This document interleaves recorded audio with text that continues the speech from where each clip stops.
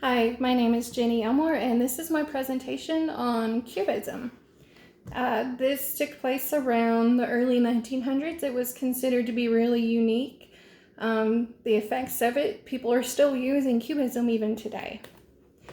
Cubism is art in which a subject has been fragmented down so that each of the three-dimensional parts of the subject are viewed at once. The art often appears shattered like glass or has unreasonable proportions. Two of the pioneers of the Cubism movement were Pablo Picasso and Georges Braque. There's Pablo. He lived from 1881 to 1973, and over here is Georges Braque, 1882 to 1963. There were different stages to the Cubism movement. The first one is called analytical. It was from approximately 1907 to 1912. The Cubist movement came on the heels of a movement called Fauvism, which is described as non-realistic color with vivid expressionism. But Cubism took Fauvism art further by breaking down the art into fragments and pieces. Henri Matisse was a famous artist amongst both styles of art and became an influencer in Cubism as well. Analytical Cubism used simplified colors and concentrated the image to the center of the work. Here's an example. This is called Girl with Mandolin. This is by Pablo Picasso. This is an example of the first stage of Cubism, which is analytic Cubism. Note how the colors are similar. It's more of a monotone. This is to avoid distracting from the subject of the art. The subject appears to be broken, but you can still make out her and her instrument pretty well. Here's her mandolin. This is her face. It's kind of turned in profile. And you can make out her hair, her shoulders, her arms. So the next stage of Cubism is called synthetic Cubism. It took place from approximately 1912 to 1914. So it's short-lived. The style of Cubism incorporates more vivid colors, but also has different materials added to it. So think of like a modern day collage with like different materials added to one piece of art. This is when artists began to experiment with adding layers of other materials to their work, such as newspapers and textured papers. Okay, so here we have a still life with violin. This is by Georges Braque. This is an example of synthetic Cubism. Note the sheets of paper added to the canvas to bring it to life. There are words, and the subject violin is even painted over the layers of the added papers. There are more colors added to this style than with the previous analytic Cubism.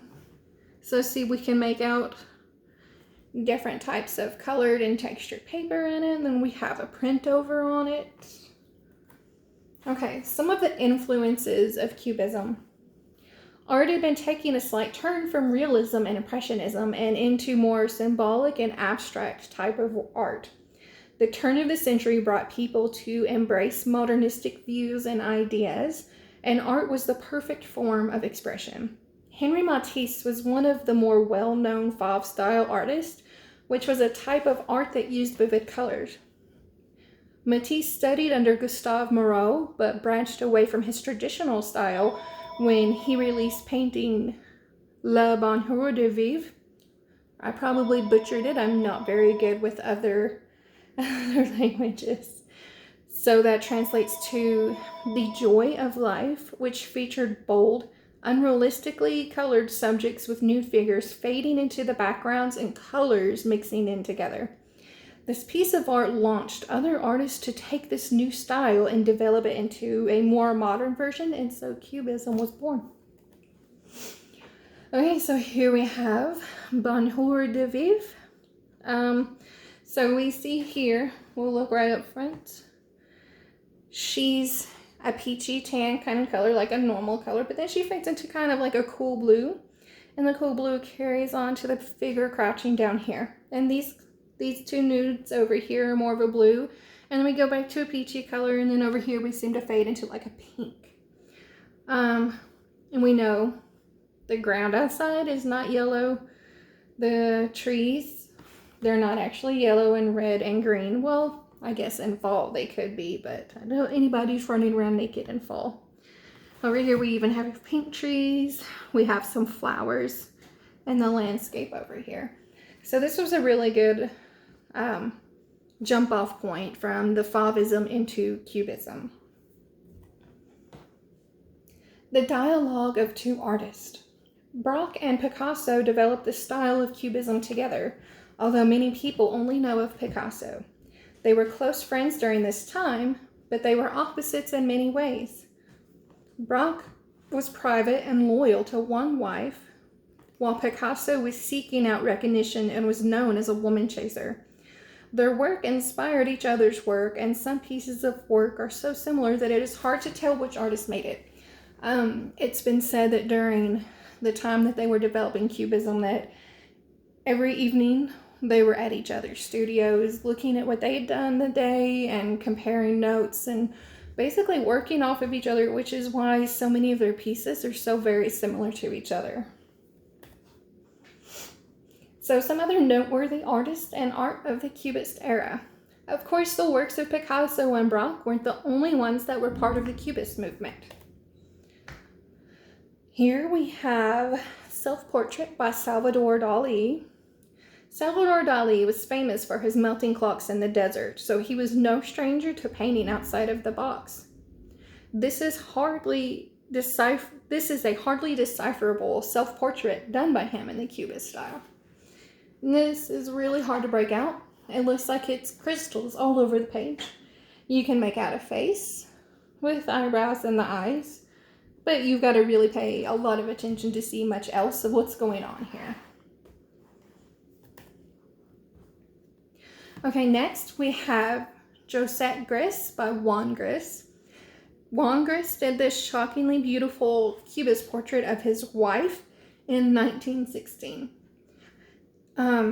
This became one of my favorites while I was researching Cubism. I had not seen it before, but I love this one. She's got an apostrophe shape down here. And you can see her face, her hair, and some of the lines even show like bangs down in her face is what it appears to be. We have her hands over here. It's just, this one is beautiful. And the background is actually pretty well in realism. We have like just a plain wall and some wainscoting in the background, but then the foreground, we have the Cubist style of art. Okay, this one is called Deux Nus, which is translated to two newts or two women. This is by Jean Metzinger. Jean believed that the world was changing and that the point of view of art was changing along with the world, and that Cubism was a way of expressing the many new points of view. So we have a bit of the crystallized look in this painting, but you can still make out the two figures. There's little splashes of brighter color throughout. And this piece is actually really beautiful too. This is my favorite piece of work. This is called Guernica. This is by Picasso. He actually did this one later on. Picasso was an atheist. He was anti-war, and he did this painting in response to the bombings that were taking place leading up to the Spanish Civil War back in his home of Spain. Guernica was the small town that was being bombed. Most of the men in the town were away and they were fighting in the war already, so the main victims of this aerial bombing were women and children, as depicted here. And we have bulls and horses throughout, the mangled and screaming people. And there's also a few little Easter eggs through here. We have a skull painted in the face of the horse, and the bull kind of looks like one too. Okay, so next is just all of my citations, so thank you very much.